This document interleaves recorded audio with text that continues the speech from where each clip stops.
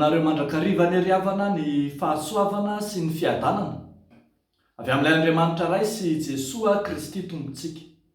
Amen. Manavao ny manontolo Andriamanitra. Manavao ny manontolo Andriamanitra. Zany no misongadina amin'izao mofinainantsika an'io Izao. Atao amin'ny bokin'ny Ezekiela mpaminany toko faha 9:30. Ny andininy faha 2:20 hatramin'ny andininy faha 30 izany. Manavao ny manontolo Andriamanitra. Mampatsiahy antsika ilay teny voalazany any amin'ny bokin'ny Apokalipsy manao hoe indro avoziko ny zavatra rehetra. Dia hitantsika lay finiavana amin'ilay drafitr'Andriamanitra hanavao ny manontolo eo amin'ny zanak'Isiraely izay nofidiny. Fa asehon'Andriamanitra eto mantsy ny planina ny famonjeny. Raha reto vahoaka izay nobaboana tany Babilôna dia efa ampafantarin'Andriamanitra mialoha tamin'ny alalan'ny mpaminany Ezekiela, lay mitondra fandresena ho an'ny vahoaka, zany ny hevitry ny teny hoe Ezekiela, dia efa lazaina amin'izy ireo sahady lay fanavozana, fanamboarana ifotony izay ataon'Andriamanitra amin'ireo vahoaka ireo. Eny fa na dia mbola any ampahababona rezy ho avy eo amin'ny tendrombohitra Andriamanitra, eo amin'ny tendrombohin'ny masina nanambara izao fanavozana lehibe izao. Zany fanavozana izany dia mahakasika ny lafim-piainana rehetra, izay no fanavozana manontolo azy. Fanavozana izay mahakasika ihany koa ny tontolo rehetra manodidina ny olomboafidy. Eto ary dia hitantsika ohatra fa atomboka amin'ny fijerin'ny zanak'Isiraely amin'ny Jehovah Andriamanitra izany fanavozana izany. Hohamasiniko ny anarako lehibe izay efa nolotoinareo tany amin'ny jentilisa, ka dia fantatrareo fa izao no Jehovah hoy izy. Averina ny hasiny mahandriamanitra n'Andriamanitra izay nolavina, izay natao tsinotsinona ka natakalo andriaman-kafa, dia avozina izany ka hipetraka ho anarana mahagaga eo amin'ireto vahoaka ireto.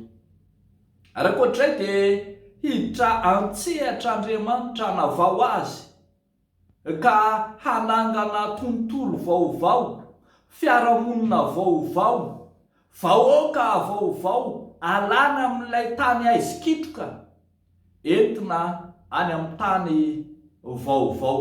Zao no ilazany azy manao hoe amin'ny andininy faha 4:20, fa halaiko avy any amin'ny jentilisa ianareo ary angoniko any amin'ny tany rehetra ka hoentiko any amin'ny taninareo. Mampatsiaro antsika ilay Andriamanitra nampanantena ny tany Kanana fa izay avy any Egipta, dia entin'Andriamanitra ho any amin'ny tany Kanana.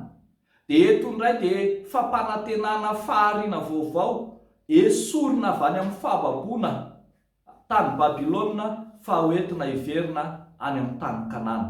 Fanavozan'Andriamanitra amin'ny tany no hitantsika amin'izany, fa tsy ny tany na ny olona ihany, fa ho avozina ihany koa ny ao anatin'ny olona. Hoy ny voalaza hoe omeko fo vaovao ianareo, ary fanahy vaovao no ataoko ao anatinareo, ary esoriko amin'ny nofonareo ny fo vato ka omeko fo nofo ianareo. Tena fanadiovana na fanavozam-panahy lehibe no ataon'Andriamanitra eto.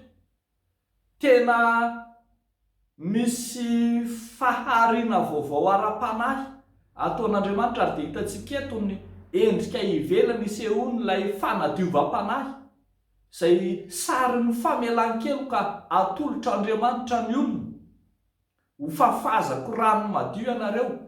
Ny famafazana rano tahaka ny fanadiovan'ny mpisorona ao amin'ny lalàn'ny fisoronana no ataon'Andriamanitra amin'ireto olona ireto ka dia ho vahoaka voavela heloka, ho vahoaka izay afaka amin'ny fahotany sy ny fahalotony. Ary tsy izany ihany fa rehefa hitantsika dia ny toyany dia hitantsika tsara fa tena sarin'ilay edena vaovao mihitsy no omen'Andriamanitra azy amin'ny andininy 20 fa 7 ary 70 fa misy tany tondra-dronono sy tantely lavitry ny fangiry firim-piainana.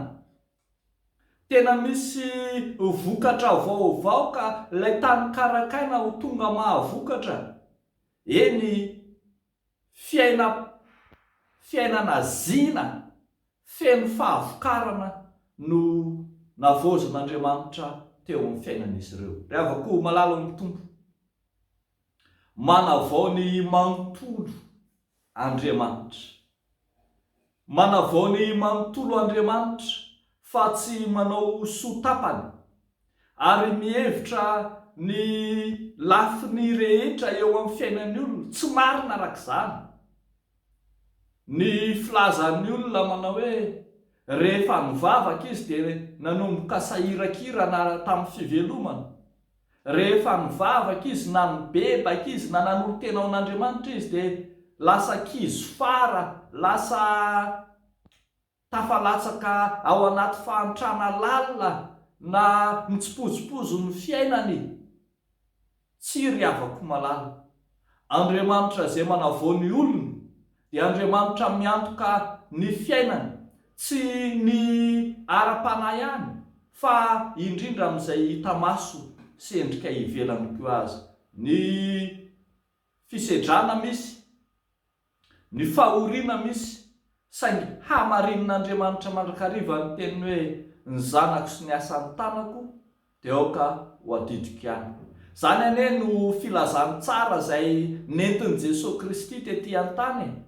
Filazany tsara mahakasika ny lafim-piainan'ny olona manontolo, nampianatra ny saina, hivelatra hanana fahalalana, ny kolokolo ny vatana, ny tsabo, ny vatana, ny tsy salama, ary indrindra namoaka ny demonisy, ny tsabo, ny ara-panaka, ny tondrany olona ho any amin'ny finoana marina.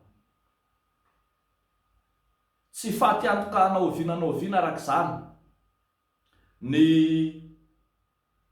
fanarahana an'Andriamanitra. Ary tadio fa rehefa vonona ianao hanaraka an'Andriamanitra dia tsarovy fa Andriamanitra no efa vonona talohanao hanao genesis vaovao eo amin'ny fiainanao, ka misy fiainana vaovao, fahariana vaovao, tontolo vaovao no aorin'Andriamanitra ao anao.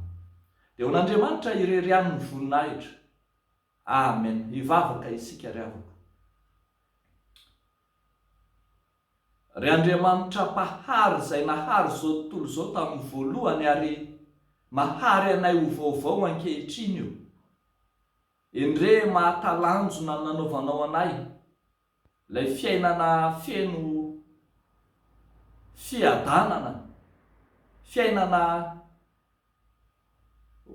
nohavozina tamin'ny lafiny rehetra, ary dia nitanterahanao tao amin'i Jesosy Kristy zanakao, tao amin'ny fanavozan'ny fanahy masina ho anay tsiraray avy izany. Saotra Tompo fa nomenao anjara lehibe hitondrana ny fiainanay izay. Ankehitriny izay dia mametraka eo ambany fahasoavanao ireo kristianina izay maniry indrindra ny hiotra amin'ny fiainana, te hiala ao anatin'ny fahantrana, te ho afaka amin'ny tsy fisiana sy ny fahasahiranandava.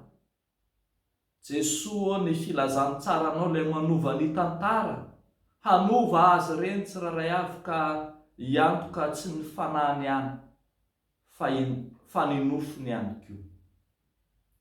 Matoky izahay fa manome ny hanina sazy ao anay isan'andro ianao, ary manana ny fomba anao heverana anay raha teo ianao. Dia tanterao ary Tompo araka ny habe indra fonao, fa amin'ny anaran'i Jesosy no anaovanay izany mivavaka izany. Amen.